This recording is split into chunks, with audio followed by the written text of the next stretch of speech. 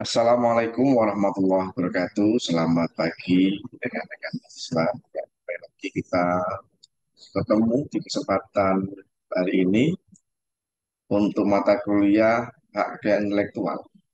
Untuk kesempatan kali ini kita akan membahas terkait dengan hak merek ya. Jadi kita seringkali ditontonkan oleh kepada kita bahwa beberapa hal misalkan ketika kita bicara tentang mesin pompa air, eh, maka yang ada di benak kita, yaitu apapun itu ya, banyak di masyarakat itu kemudian ketika meminta anggota keluarga kita untuk menghidupkan mesin atau mematikan, pasti yang kata adalah coba matikan sanyo itu, atau tolong dihidupkan sanyonya.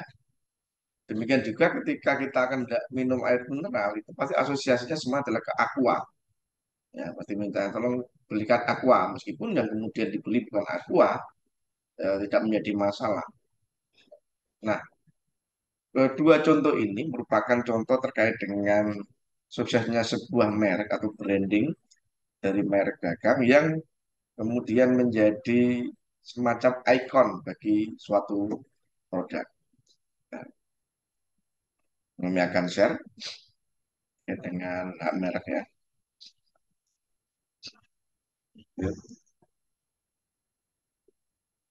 Nah, hak kekayaan intelektual merupakan hak yang timbul atas hasil olah pikir manusia yang menghasilkan suatu produk atau proses yang mana produk itu berguna untuk kehidupan manusia.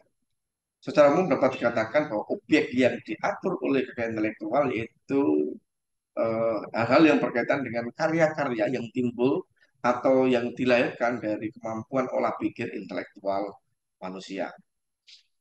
Ada dua hal besar yang tercakup dalam kekayaan intelektual. Yang pertama adalah kekayaan industri atau industrial property. Nah, kekayaan industri ini terdiri ada kita mengenal namanya paten. Yang kedua adalah merek, ada desain industri, desain tata letak sirkuit terpadu, dan rahasia dagang. Sedangkan yang kedua yaitu adalah hak cipta. Hak cipta ini menyangkut atau mencakup hal yang terkait dengan hak cipta serta hak terkait. Pada pertemuan sebelumnya kita telah membahas banyak mengenai hak cipta, di mana hak cipta itu merupakan kayak intelektual yang melindungi di bidang ilmu pengetahuan, kemudian kaitannya dengan seni budaya, sastra, dan lain-lain. Ya. Nah, kesempatan hari ini kita akan menyampaikan ke rekan-rekan mahasiswa bahwa yang namanya produk, sebuah produk barang itu tidak berarti hanya akan mempunyai satu jenis pelindungan kekayaan intelektual. Dalam satu produk bisa jadi dalam satu barang nih ya, dia itu akan ada terkandung di situ paten, ada merek, ada desain industri, hak cipta, atau desain tata sirkuit terpadu. Ya, kita bisa lihat di layar, ya. Misalkan HP ya, HP itu dia tidak hanya bicara tentang merek, misalkan oh ini mereknya HP Nokia, tapi di situ juga akan ada namanya paten. Paten itu bisa berkaitan dengan produk, bisa berkaitan dengan proses. Produknya apa? Ya, HP itu tadi produknya, kemudian sistem kerjanya ada di situ, ya, proses bagaimana mengaktifkan, menjalankan HP ada di situ. Nah, selanjutnya, kita akan bicara mengenai merek. Merek ini bisa dimaknai bahwa merek adalah tanda. Tanda yang ditampilkan secara grafis dapat berupa gambar, berupa nama, bisa kata, bisa huruf, bisa angka, bisa susunan warna, yang mana ini dalam bentuk baik dua dimensi atau tiga dimensi, bisa suara, hologram, atau kombinasi dua unsur atau lebih, yang mana ini untuk membedakan barang dan jasa yang diproduksi oleh orang atau badan hukum yang dipergunakan untuk kegiatan perdagangan barang ataupun jasa. Ya. Nah, contoh ya, misalkan kita eh, merek dari Honda. Nah, di Honda itu dia hanya satu, bisa hanya mengandalkan satu huruf. Kemudian bisa juga ada kombinasi dua, misalkan eh, apa merek Playboy, dia menggambarkan sebuah hewan, ya, kelinci dengan menggunakan dasi kupu-kupu, atau hanya berupa satu simbol saja, misalkan naik. Naik itu kan kemudian hanya tanda apa namanya, tanda centang saja. Nah, sebenarnya dengan adanya merek ini bisa membuat nilai barang itu punya nilai yang lebih mahal, katakanlah, atau dapat melipat gandakan keuntungan.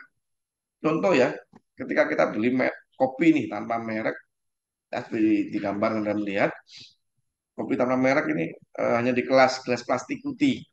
Paling kalau kita beli kopi seperti itu, harganya ada di sekitar Rp5.000. Tapi beda halnya ketika kita membeli kopi dengan menggunakan merek ini. Jadi nilainya akan berlipat ganda. Ya. Misalkan mereknya Starbucks, ya, sama-sama menggunakan gelas plastik, tapi ada di situ dipasang logo dari kopi Starbucks, misalkan, maka harganya akan berubah menjadi Rp40.000. Nah, merek ini ada dua jenis. Yang pertama adalah merek dagang dan merek jasa. Eh, dalam rezim merek itu menggunakan sistem pendaftaran secara first to file.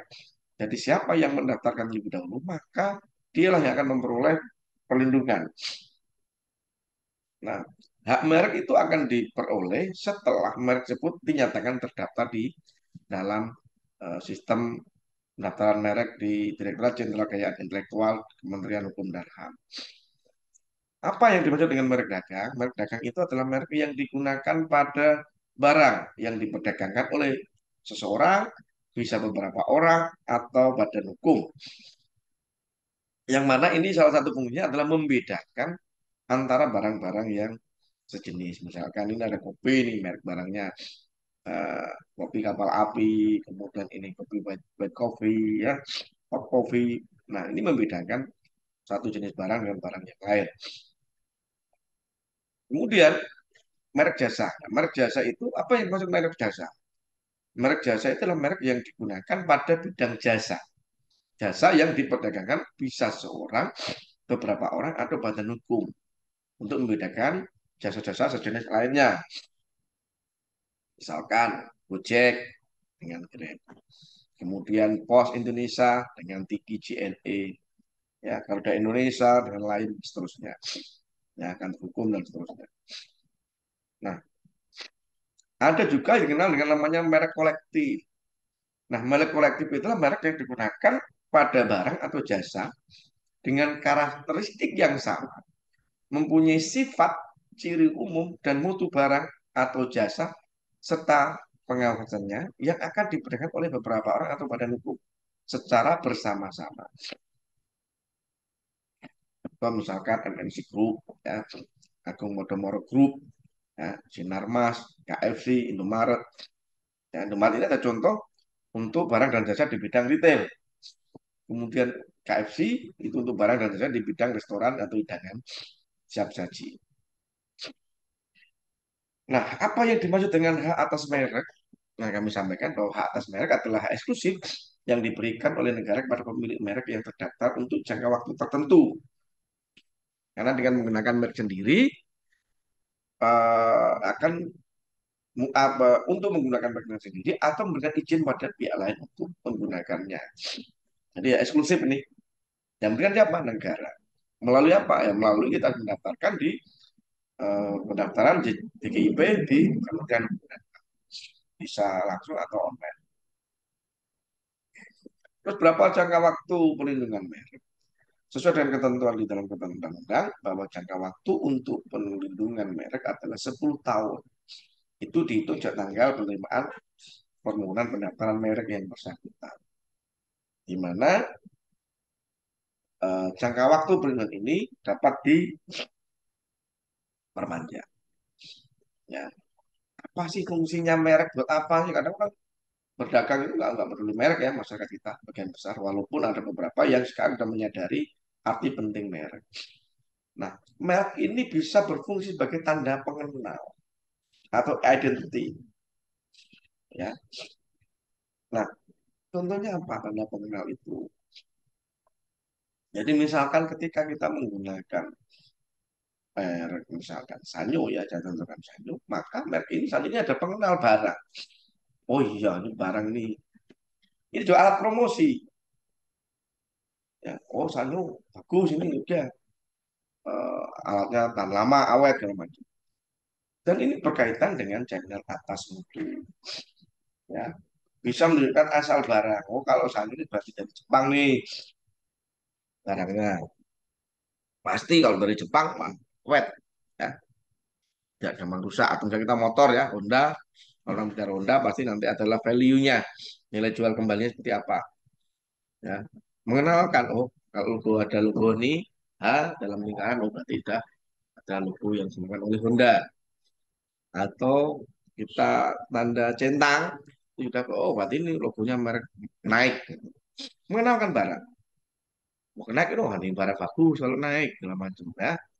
Awet, ya, harganya pasti berkelas.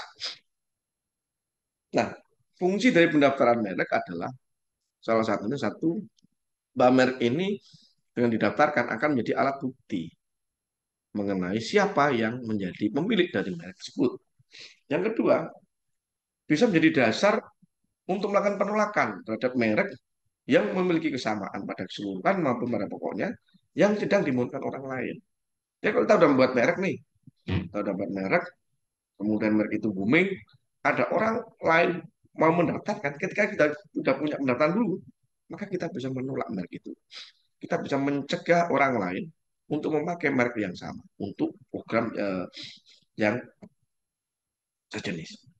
Jadi fungsinya banyak sekali. Bahkan merek ini juga bisa untuk kita kita udah punya merek ya, itu bisa untuk kita meminta royalti atau meminta ganti rugi ketika ada orang memakai merek kita tanpa izin. Nah, tapi syaratnya tentu saja harus dilakukan pendaftaran di Kementerian Hukum dan HAM. Berikutnya adalah terkait dengan permohonan pendaftaran atas merek ya, dengan hak prioritas. Apa sih maksudnya dengan hak prioritas? Bahwa permohonan ini harus diajukan paling lama 6 bulan terhitung sejak tanggal penerimaan permohonan pertama kali dilakukan di negara lain.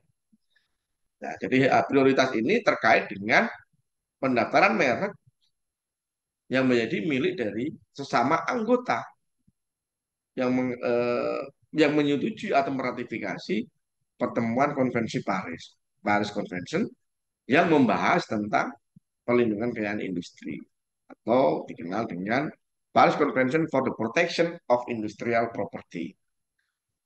Nah, Paris Convention ini adalah kegiatan yang dibentuk sebagai lanjutan dari pertemuan Bonn Convention. Nah, selain menjadi anggota Paris Convention ini atau Paris Konvensi Paris, juga eh, digunakan oleh anggota yang menggabung kepada WTO, ya, atau yang menyetujui proses pembentukan WTO. Agreement establishing the World Trade Organization. Ini dapat menggunakan hak prioritas. Syaratnya sejak misalkan kita ambil aja India, India ikut di dalam WTO atau Paris Convention juga ikut nih. Nah, suatu merek yang didaftarkan di India, kalau dia mau menggunakan hak prioritas, maka ketentuannya adalah terhitung 6 bulan sejak tanggal penerimaan, maka dia harus melakukan pendaftaran menggunakan hak prioritas. Kalau lebih dari itu ya nanti susah.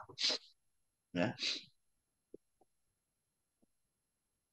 Nah, yang merek itu wajib didaftarkan, tapi tidak semua merek dapat didaftarkan. Ketentuan dalam pasal 20 Undang-Undang Merek menyebutkan, mengatur ya, bahwa suatu merek tidak dapat didaftarkan apabila satu bertentangan dengan ideologi negara, peraturan undang-undangan, moralitas, agama, dan seterusnya. Ya, misalkan ya, dulu pernah ada sebuah restoran atau kafe di Jakarta. Ya. Dia menggunakan nama Buddha Bar. Ketika nama ini mau didaftarkan di Kementerian Hukum dan HAM, dia ditolak. Karena apa? Ini bertentangan dengan agama. Tidak bisa kemudian simbol agama itu dijadikan merek atau simbol dagang untuk minuman keras misalnya. Ya. Kemudian berkaitan dengan hanya menyebut barang dan jasa. Jadi merek mereka kopi, kopi saja, tidak ada yang lain. Maka tidak bisa. Yang ketiga, memuat unsur-unsur yang menyesatkan masyarakat tentang asal kualitas dan seterusnya. Ya, ini tidak bisa. Misalkan eh, sebuah merek ya yang menggunakan judul misalkan eh, kopi Semarang. Sedangkan kita tahu Semarang misalkan tidak ada menghasil kopi, tidak ada kebun kopi misalkan ya, tidak bisa. Nah, kemudian yang keempat, memuat keterangan yang tidak sesuai dengan kualitas atau manfaat atau khasiat dari barang atau jasa. Tidak memiliki daya pembeda, nama yang sifatnya umum atau lambang umum. Contoh ya Aqua itu kalau secara merek dia nggak bisa dilindungi di undang-undang merek. Tapi kenapa? Karena Aqua itu dalam bahasa Prancis, Aqua itu artinya air. Air itu adalah nama yang umum atau milik umum. Sehingga tidak bisa didaftarkan. Akan tetapi karena Aqua ini adalah sebuah merek barang yang mana merek ini kemudian sudah menjadi semacam ikon dari produk tertentu, maka ini bisa didaftarkan dengan perlindungan dalam merek terkenal.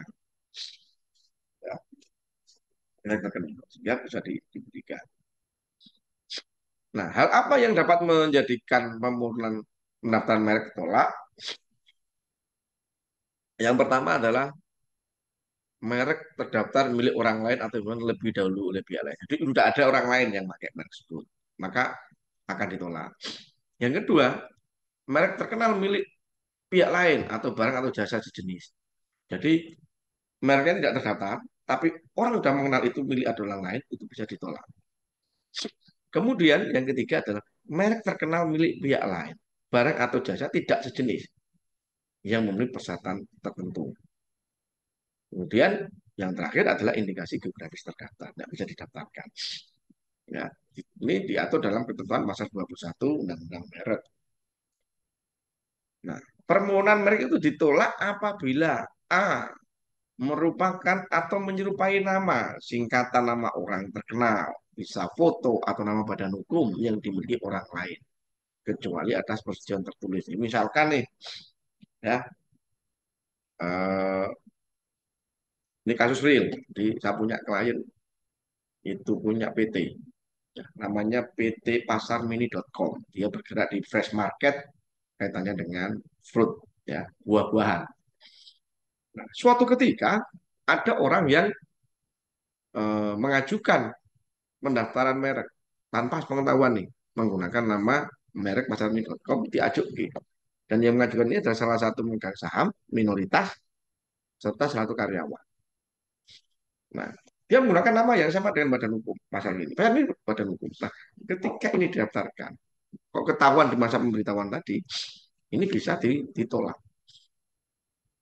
Tapi kalau sudah terlanjur bagaimana? Kalau sudah terlanjur boleh saja nanti. Berarti yang ownernya yang real mendaftarkan mereknya dulu, kemudian baru berproses. Ya. Yang kedua, merupakan tiruan atau menyerupai nama singkatan, bendera, lambang, simbol, emblem suatu negara. Tidak boleh, kecuali ada izin tertulis. Yang ketiga, tiruan menyerupai tanda cap stempel resmi digunakan oleh negara. Ya. Permohonan ditolak jika diajukan oleh pemohon yang berindikat tidak baik. Contoh misalkan ada sudah ada merek nih, Pocari Sweat, ya, minuman yang mengembalikan ion tubuh. Nah, untuk membuat ada orang yang membuat kemudian tidak punya etika yang baik, yaitu dengan membuat logo yang hampir sama persis dengan Pocari Sweat. Ya, ada Pocari Sweat. Atau yang ada di gambar lah contohnya, ya dilihat di gambar Anda, itu ada istilah Jos, ada istilah Bos. Nah, tapi ini parodi ya. Mak itu baik contoh bahwa bisa jadi ada orang yang membuat merek hampir sama. Bagaimana tata cara pengajuan permohonan merek? Yang pertama harus mengisi formulirnya. Di formulir itu ada nama, ada tanggal, bulan, lengkap, tahun permohonan, identitas lengkap pemohon. Jika diajukan oleh kuasa, maka identitas lengkap kuasa diberikan. ada surat kuasanya. Warna-warna bila merek itu dimohonkan menggunakan unsur warna. Atau nama negara tanggal permintaan merek pertama kali jika diajukan dengan hak prioritas. Nah, kemudian nanti dilampiri dengan ada fotokopi KTP, akta pendirian badan hukum, pemilikan bersama terkait dengan merek jika lebih dari satu orang, ada surat kuasa khusus jika menggunakan kuasa, ada pembayaran bukti pembayaran biaya permohonan, 10 helai etiket merek, ukurannya 9 kali 9 minimal 2 kali 2. Surat pernyataan bahwa merek yang dimintakan bahkan adalah miliknya. Nah, ada banyak merek, ada niru nih ya, beberapa merek yang mencoba untuk niru, misalkan ada minuman tolak angin ditiru menjadi tolak jomblo, ya, minuman susu denco gantikan denko, nah, dan seterusnya. Ini beberapa contoh bisa Anda lihat di gambar, ya, misalkan sinar mas diganti sabar mas. Nah, saya kira itu yang dapat kami berikan terkait dengan pendaftaran merek, dan tentu saja kami sampaikan bahwa merek ini dapat dialihkan baik dengan perjanjian atau dengan lisensi, ya. Ada lisensi wajib dan ada lisensi sukarela. Lisensi sukarela itu misalkan pemilik merek itu bersepakat sendiri dengan orang yang atau pihak yang menghendaki menggunakan merek tersebut. Kemudian ada lisensi yang sifatnya lisensi wajib, di mana lisensi wajib ini mengatur tentang eh, ketika suatu merek tidak digunakan, kemudian ada pihak yang tidak mengajukan, maka bisa melalui Kementerian Hukum dan HAM, ya, dan mengajukan nanti jadi proses atau melalui putusan pengadilan dengan syarat bahwa pemilik mereknya itu tidak melakukan pendaftaran merek. Nah, karena sistem pendaftaran merek itu adalah first to file, maka di sini juga ada prinsip namanya tipe merek itu adalah kaitannya delik pelaporan. Jadi ketika ada orang yang menggunakan merek yang punya kita tanpa izin, kita dapat melakukan proses penuntutan baik secara perdata, ganti rugi di pengadilan niaga, maupun dengan mengajukan proses hukum secara kepidanaan di kepolisian.